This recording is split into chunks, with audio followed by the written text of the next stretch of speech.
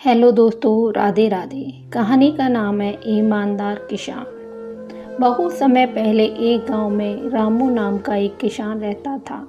वह गरीब था लेकिन बहुत मेहनती और ईमानदार था।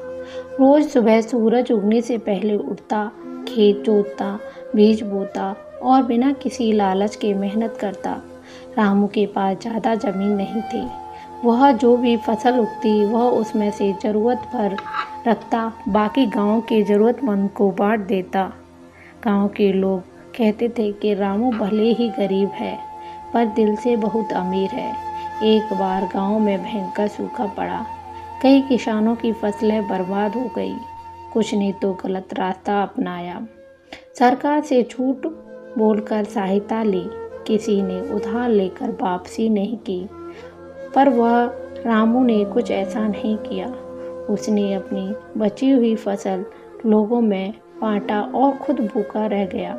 उसके इस काम की चर्चा दूर दूर तक फैल गई। इसी गांव के पास एक राजा का महल था।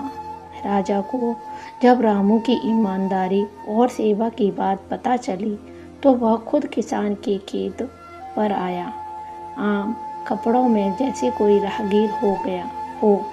राजा ने रामू से पानी मांगा।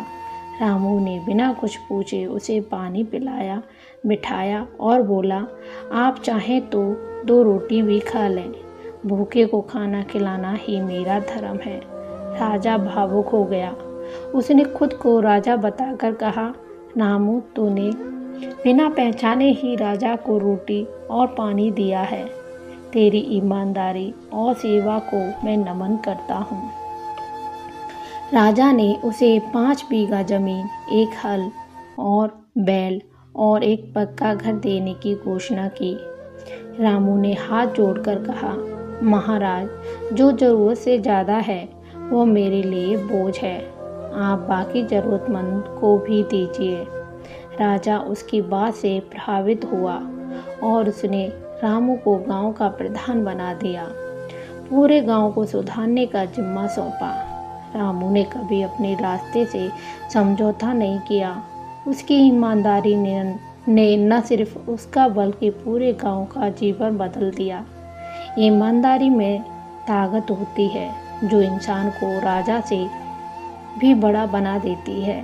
ज़रूरत से ज़्यादा लेने की लालच इंसान को छोटा कर देती है। तो दोस्तों, अगर आपको मेरी कहानी अच्छी लगी हो तो एक प्यारा सा कमेंट, और अगर आप मेरे चैनल पर नए आए हो तो मेरे चैनल को सब्सक्राइब, लाइक कर देना।